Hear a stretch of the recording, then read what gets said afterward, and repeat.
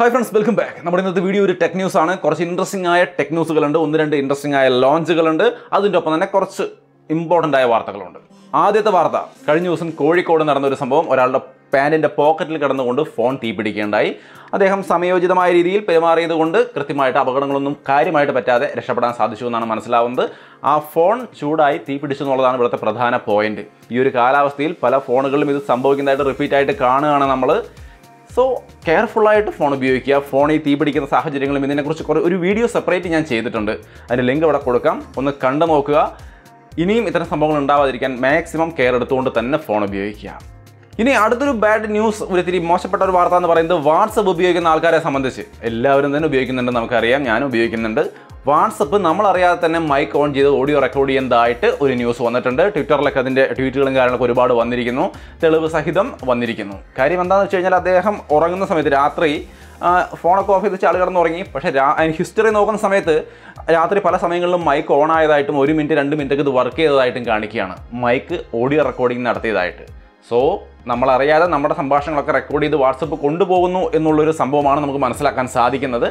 But വാട്സപ്പിൻ്റെ ആൾക്കാർ പറയുന്നത്, അതായത് ഫേസ്ബുക്കിൻ്റെ ആൾക്കാർ പറയുന്നത്, അതായത് മെറ്റയുടെ ആൾക്കാർ, ഇതിൻ്റെയൊക്കെ തലവന്മാർ പറയുന്നത് വേറൊന്നുമല്ല, ഇതൊരു ബഗ് ആയിരിക്കാനേ സാധ്യതയുള്ളൂ. ഇനി നിങ്ങൾ വറിയിടാവേണ്ട ആവശ്യമൊന്നുമില്ല, ഇത് എൻഡ് ടു എൻഡ് എൻക്രിപ്റ്റഡ് ആണ്, അങ്ങനെ ഫേസ്ബുക്കിൻ്റെ അല്ലെങ്കിൽ വാട്സപ്പിൻ്റെ ആൾക്കാർക്കൊന്നും ഇത് കാണാൻ പറ്റില്ല എന്നൊക്കെയാണ് പറയുന്നത്. എന്ത് തന്നെയായാലും കെയർഫുള്ളായിട്ട് ഉപയോഗിക്കുക എന്നുള്ളതാണ് ഇവിടെ നമുക്ക് പറയാനുള്ളൂ. ഇനി അടുത്തൊരു ഇൻട്രസ്റ്റിംഗ് ആയ കാര്യം, OpenAI ChatGPT ലോഞ്ച് ചെയ്ത് അതിനെക്കുറിച്ചൊരു വീഡിയോ നമ്മൾ ചെയ്ത സമയത്ത് പറഞ്ഞിട്ടുണ്ടായിരുന്നു. അതിൽ ഏറ്റവും ലേറ്റസ്റ്റ് ആയ ഇൻഫർമേഷൻസ് ഇല്ല, പല കാര്യങ്ങളും ഇല്ല.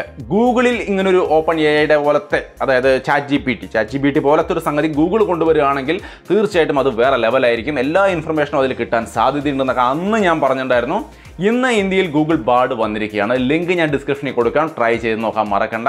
നമ്മൾ ChatGPTയിൽ പോയിട്ട് who is Pratap G tech എന്ന് ചോദിച്ചാൽ പുള്ളിക്ക് അറിയാൻ പാടില്ലെന്ന് പറയും. S23 അൾട്രയുടെ റിവ്യൂ ചോദിച്ചാൽ പുള്ളിക്ക് അറിയാൻ പാടില്ല, കാരണം ലേറ്റസ്റ്റ് ഇൻഫർമേഷൻ അതിലില്ല. ബട്ട് ഗൂഗിളിനോട് ചോദിച്ചാൽ ഗൂഗിൾ ഇതാ ബാർഡിൽ കൃത്യമായിട്ട് റിപ്ലൈ തരുന്നുണ്ട്. പ്രതാപ് ജി ടെക് യൂട്യൂബറാണ്, പ്രതാപ് ജി എന്ന ആളാണ്, കേരളത്തിൽ നിന്നാണ്, മലയാളം യൂട്യൂബറാണ്, എല്ലാ കാര്യങ്ങളും കൃത്യമായിട്ട് പറയുന്നുണ്ട്. എന്തിനെ കുറച്ച് കടന്നാണ് പറയുന്നത്, നമ്മൾ സീരീസ് ഒക്കെ റൺ ചെയ്യുന്നുണ്ടെന്നാണ് പറയുന്നത്. എനിക്കറിയാൻ പാടില്ല, ബട്ട് ഉണ്ടെന്ന് പറയുന്നു, തള്ളി അങ്ങ് മറയ്ക്കുക. ബട്ട് എന്തായാലും ലേറ്റസ്റ്റ് ആയ ഇൻഫർമേഷൻ അതിൽ കിട്ടുന്നുണ്ട്. ഈവൻ S23 അൾട്രയുടെ റിവ്യൂ ചോദിച്ചാൽ review plus pros and cons അടക്കം നമുക്ക് ക്ലിയർ ആയിട്ട് തരുന്നുണ്ട്. അത് ശരിയാണ് താനും. സോ ഗൂഗിളിൻ്റെ ബാർഡിൽ കുറച്ച് നല്ല വശങ്ങൾ കാണുന്നു.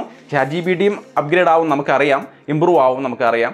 ബട്ട് ബാർഡ് മോശമല്ല, നല്ല ടഫ് കോമ്പറ്റീഷനാണ് OpenAIയുടെ ChatGPTക്ക് കൊടുക്കുന്നത്. ട്രൈ ചെയ്ത് നോക്കിക്കോളൂ, ഫ്രീ ആണ്, ലിങ്ക് താഴെയുണ്ട്. ഇനി അടുത്തത് ഇൻട്രസ്റ്റിംഗ് ആയ 2 ടീമുകളുടെ ലോഞ്ചുകളാണ്. ഒന്ന് വന്നിട്ട് പോക്കോ A5ൻ്റെ ലോഞ്ചിൻ്റെ കാര്യം ഞാൻ ഓൾറെഡി പറഞ്ഞില്ലേ, വീഡിയോ ചെയ്തിട്ടുണ്ടായിരുന്നു, കണ്ടിട്ട് കണ്ടു നോക്കുക. എല്ലാ വശം കൊണ്ടും കിടിലം ഫോണാണ്. അതായത് ഡിസൈൻ ആയാലും ഡിസ്പ്ലേ ഒക്കെ ഫുൾ സ്ക്രീൻ പോലത്തെ ഒരു നല്ല ഡീസൻറ്റ് ഡിസ്പ്ലേ, നല്ല കിടിലം പ്രൊസസ്സർ, സ്നാപ്ഡ്രാഗൺ 7+ Gen 2 പ്രൊസസ്സറൊക്കെ ആയിട്ട്, നല്ല ബാറ്ററി, നല്ല ക്യാമറ, ഓവറോൾ ഗ്രേറ്റ് ഫോണാണ് പോക്കോ A5 കണ്ടിട്ട്. പക്ഷേ എടുക്കണമെന്നുള്ളത് നിങ്ങളുടെ സ്വന്തം തീരുമാനം അനുസരിച്ച് മാത്രം, താല്പര്യം അനുസരിച്ച് മാത്രം എടുക്കുക. സംഗതി കൊള്ളാം, 3.5mm ജാക്ക് അടക്കം എല്ലാ സംഭവങ്ങളും അതിലുണ്ട്. വീഡിയോ ഇവിടെ കൊടുക്കുന്നുണ്ട്, കണ്ടു നോക്കൂ. പക്ഷേ ഞാൻ പറയാൻ വന്നത് ഈ ലോഞ്ചിനെ കുറിച്ചല്ല, അതിൻ്റെ വീഡിയോ ഓൾറെഡി ചെയ്തിട്ടുണ്ട്. പുതിയ launch Pixel 7a, Pixel Fold, അതേപോലെ തന്നെ Pixel Tab, ഗൂഗിൾ ഇതെല്ലാം ലോഞ്ച് ചെയ്തിരിക്കുകയാണ്. സോ ഇതൊക്കെ എങ്ങനെയുണ്ടെന്ന് ചോദിച്ചു കഴിഞ്ഞാൽ, Pixel 7a കൊള്ളാം, നല്ല ഫോണാണ്. 6.1 inch full HD plus OLED display, Gorilla Glass 3 protection, tensor G2 processor, Android 13, 4385 mAh battery, 64 megapixel camera, 13 MP front camera, IP67 rating. Totally നല്ല ഫോൺ തന്നെയാണ്. ആകെ ഇതിൽ നല്ലതല്ലാത്തതായിട്ട് തോന്നിയ ഒരേ ഒരു കാര്യം 44,000 രൂപയാണ് ഇതിൻ്റെ വില എന്നുള്ളതാണ്. ആ വിലയ്ക്കുള്ള ഫോൺ ഒറ്റ നോട്ടത്തിൽ നമുക്ക് കാണാനില്ല. ബട്ട് ഗൂഗിളിൻ്റെ ഫോണാണ് എന്നത് ആലോചിക്കുമ്പോൾ ആ ബ്രാൻഡ് എനിക്ക് ഇഷ്ടമാണ്, അതിന് ഇത്തിരി വില കൂടും എന്ന് ചിന്തിക്കുന്ന ആൾക്കാരുണ്ടെങ്കിൽ തീർച്ചയായിട്ടും നിങ്ങൾക്ക് ഇപ്പോൾ തന്നെ പർച്ചേസ് ചെയ്യാം. അതല്ല, ഒരു പ്രോപ്പർ വാല്യൂ ആയിട്ട് നിങ്ങൾക്ക് അത് കിട്ടണമെന്നുണ്ടെങ്കിൽ എനിക്ക് തോന്നുന്നു നിങ്ങൾ കുറച്ചുകൂടി വെയിറ്റ് ചെയ്യണമെന്നാണ്. ഇപ്പോൾ തന്നെ അതൊരു ഓഫറിൽ ഇപ്പോൾ ഇൻട്രോഡക്ടറി പ്രൈസ് എന്ന രീതിയിൽ 39,999, 40,000 രൂപ കൊടുക്കുന്നുണ്ട്. ബട്ട് അതിലും കുറച്ചും കൂടി പ്രൈസ് കുറച്ച് കിട്ടുകയാണെങ്കിലാണ് അതൊന്നും നന്നാവുക എന്നാണ് എനിക്ക് തോന്നുന്നത്, എൻ്റെ ഈ സ്പെക്ക് വെച്ചുകൊണ്ട്. Pixel Fold ഇതിലേക്ക് വരുമ്പോഴാണ് എനിക്ക് കണ്ടിട്ട് എന്താ പറയേണ്ടതെന്ന് അറിയാത്തൊരവസ്ഥ. Pixel Fold നിങ്ങൾക്ക് ഇവിടെ കാണാനൊക്കെ പുറം വശം കൊണ്ട് നന്നായിട്ടുണ്ട്. 7.6 ഇഞ്ചിൻ്റെ സ്ക്രീൻ ഉണ്ട്, 48 മെഗാപിക്സലിൻ്റെ മെയിൻ ക്യാമറയുണ്ട്, 5.8 ഇഞ്ചിൻ്റെ OLED ഡിസ്പ്ലേ ഫ്രണ്ടിൽ കൊടുത്തിരിക്കുന്നു, ടെൻസർ G2 പ്രൊസസ്സർ, Android 13, എല്ലാം നന്നായിട്ടുണ്ട്. ഒട്ടനവധി ഫീച്ചറുകളും അവർ ഇവൻറ്റിൽ പറഞ്ഞു, എല്ലാം നന്നായിട്ടുണ്ട്. പക്ഷേ എന്താണെന്ന് ചോദിച്ചു കഴിഞ്ഞാൽ, അത് ഓപ്പൺ ചെയ്ത് യൂസ് ചെയ്യുന്നതായിട്ട് അതിൽ തന്നെ അവർ കാണിക്കുന്നുണ്ട്, അവരുടെ ഇവൻറ്റിൽ തന്നെ അവർ കാണിക്കുന്നുണ്ട്. ഒരു തിക്കായ ബെസൽസും കാര്യങ്ങളൊക്കെ ആയിട്ട് ഭയങ്കര ക്രീസും റിഫ്ലക്ഷനും ഒക്കെ ആയിട്ട് ആ ഡിസ്പ്ലേ ആ ഒരു ഫോൾഡ് ഓപ്പൺ ചെയ്ത് വെച്ചിരിക്കുന്ന അവസ്ഥ കണ്ടിട്ട് ഒരു തരത്തിലും എനിക്കതങ്ങോട്ട് ഇഷ്ടപ്പെട്ടില്ല. ഇതെൻ്റെ ഫ്രാങ്ക് ഒപ്പീനിയനാണ്. നിങ്ങൾക്ക് ഇഷ്ടപ്പെട്ടോ? നിങ്ങളാണോ പറയേണ്ടത്. ഞാനിവിടെ കാണിക്കുന്നുണ്ട് സ്ക്രീനിൽ. ഇതാണ് അതിൻ്റെ ഒരു ലുക്ക്.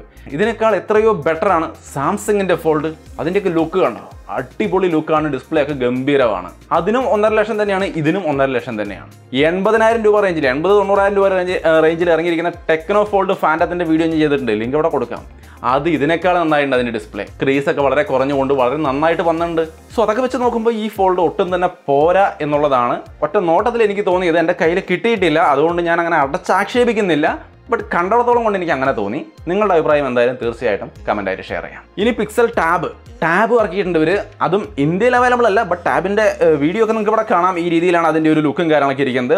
10.9 ഇഞ്ചിൻ്റെ LCD ഡിസ്പ്ലേ വരുന്നുണ്ട്. 500 nits ബ്രൈറ്റ്നസ് വരുന്നുണ്ട്. LPDDR5 RAM, UFS 3.1 storage, Tensor G2 processor, 7000 mAh battery. Totally ഒരു ഡീസൻ്റായ ടാബ് അങ്ങനെ പറയാം. ബട്ട് ഇതിൻ്റെ വില വന്നിട്ട് 45,000 രൂപയാണ്. ആ വിലയ്ക്ക് ഇതിനേക്കാൾ കുറച്ചുകൂടി നല്ലതല്ലേ OnePlus ടാബ് എന്ന് നിങ്ങൾ ചോദിച്ചാൽ തീർച്ചയായിട്ടും അതെ എന്ന് പറയാൻ തോന്നുന്നുണ്ട്. ഈവൻ നിങ്ങൾക്ക് അതിനേക്കാൾ കുറെ കൂടി സ്റ്റേബിളായി വിശ്വസിക്കാവുന്ന ഒരു കിടിലം പെർഫോമൻസ് വേണമെന്നുണ്ടെങ്കിൽ ഐപാഡുകളിലേക്ക് നോക്കാം. ഐപാഡ് 10th ജനറേഷനൊക്കെ കാണാനും നല്ല ലുക്കുള്ളതാണ്. അത്യാവശ്യം നല്ല കിടിലൻ പ്രൊസസ്സർ, അതായത് A14 ബയോണിക് പ്രൊസസ്സറും അതിനകത്ത് വരുന്നുണ്ട്. നൈസായ പെർഫോമൻസ് കിട്ടുന്ന ഒരു കിടിലം ഒരു ടാബ് ആയിരിക്കും ഐപാഡ് 10th ജനറേഷനൊക്കെ. സോ വേണമെങ്കിൽ പർച്ചേസിനുള്ള ലിങ്ക് ഞാനിവിടെ കൊടുക്കാം. അത് ഗാലക്സി ഫോൾഡ് 4ൻ്റെ ആയാലും പർച്ചേസ് ലിങ്കൊക്കെ ഞാനിവിടെ കൊടുക്കുന്നുണ്ട്. നിങ്ങൾക്ക് അതൊക്കെ പർച്ചേസ് ചെയ്യാൻ താല്പര്യമെങ്കിൽ അത് പർച്ചേസ് ചെയ്യാം.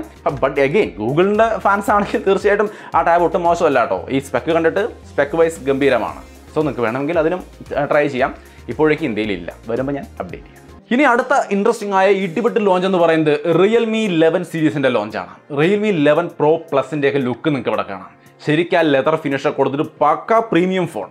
എന്താ അങ്ങനെ പറയുന്നത്? ഇത്ര വലിയ കാര്യമാണെന്ന് ചോദിച്ചാൽ ആണ്. കാരണം എന്താ, വിവോയുടെ X90 Pro ഇതിൻ്റെയൊക്കെ വില എന്ന് പറയുന്നത് 80,000-90,000 റേഞ്ചിലാണ്. അവിടെയാണ് ഈ ലെതർ ഫിനിഷൊക്കെ വരുന്നത്.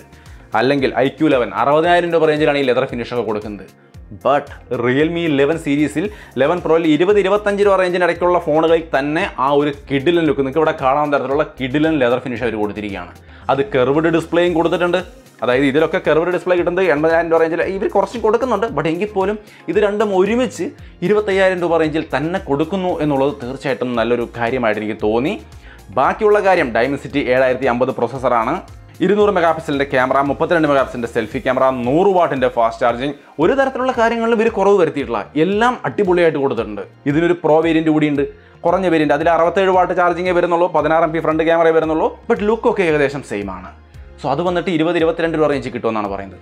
അങ്ങനെയാണെങ്കിൽ അതും അടിപൊളിയാണ്. Realme 11 നിങ്ങൾക്ക് ആ ഒരു ലുക്കും വേണം, ബഡ്ജറ്റ് കുറയും വേണമെന്നുണ്ടെങ്കിൽ 11 വരുമ്പോൾ കെർവ്ഡ് ഡിസ്പ്ലേ ഇല്ല, ഫ്ലാറ്റ് ഡിസ്പ്ലേ ആണ്. ബട്ട് അതിൻ്റെ റിയർ സൈഡിൽ ആ ക്യാമറ മോഡ്യൂളൊക്കെ ഏറെക്കുറെ സെയിം ലുക്കാണ്. സോ വില കുറവിൽ ഒരു 11 ആ ബേസ് മോഡൽ നോക്കുകയാണെങ്കിലും അത്യാവശ്യം നല്ല ലുക്ക് തന്നെയാണ്. ഇന്ത്യയിലേക്ക് വരുമ്പോൾ ഇതൊക്കെ ഇങ്ങനെ തന്നെ ആയിരിക്കുമോ, വില ഇങ്ങനെയൊക്കെ തന്നെ ആയിരിക്കുമോ നമുക്കറിയില്ല. ബട്ട് എന്തായാലും ഒരു അടിപൊളി ലോഞ്ചായി Realme 11 സീരീസിൻ്റെ ലോഞ്ച്. സോ മൊത്തത്തിൽ Realme 11 സീരീസ് അടിപൊളിയായിട്ടാണ് എനിക്ക് തോന്നിയത്. കണ്ടതിൽ നിന്നും നിങ്ങൾക്ക് എന്താണ് തോന്നിയതെന്ന് തീർച്ചയായിട്ടും കമൻറ്റായിട്ട് ഷെയർ ചെയ്യാം.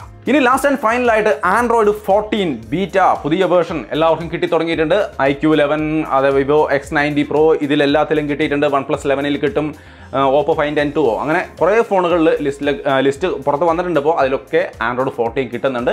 ഈസിയാണ്. ജസ്റ്റ് അവരുടെ സൈറ്റിൽ കയറിയിട്ട് ഡൗൺലോഡ് കൊടുക്കുക. ഇതിൻ്റെ സോഫ്റ്റ്വെയറിൻ്റെ സെക്ഷനിൽ ചെന്നിട്ട് ലോക്കൽ സ്റ്റോറേജ് ഒന്ന് സെലക്ട് ചെയ്ത് ഇൻസ്റ്റാൾ കൊടുത്താൽ മതി. Android 14ലേക്ക് മാറ്റി നൈസായിട്ട് ഉപയോഗിച്ച് നോക്കാം. ബീറ്റയാണ്, അതും ഇനീഷ്യൽ ബീറ്റയാണ്, നേരത്തെ ഉള്ളതാണ്. അതൊക്കെ നിങ്ങൾ പ്രൈമറി ഫോണിൽ ഇൻസ്റ്റാൾ ചെയ്താൽ ഒരു ഗ്യാരണ്ടി ഇല്ല എന്ത് സംഭവിക്കുന്നുള്ളത്. സെക്കൻഡറി ഫോണൊക്കെ കിടക്കുന്നുണ്ടെങ്കിൽ മാത്രം ട്രൈ ചെയ്താൽ മതി. അല്ലെങ്കിൽ എല്ലാ ഡാറ്റയും ചിലപ്പോൾ ഒറ്റയടിക്ക് പോയി കിട്ടും. സോ അത്രയുമാണ് ഇന്നത്തെ കുറച്ച് ടെക്നോളജി വാർത്തകൾ. കൂടുതൽ ടെക്നോളജി വാർത്തകളും മറ്റുമൊക്കെ ആയിട്ട് നമുക്ക് അടുത്തൊരു ദിവസം വേറൊരു വീഡിയോയിൽ കണ്ടുമുട്ടാം. ബൈ.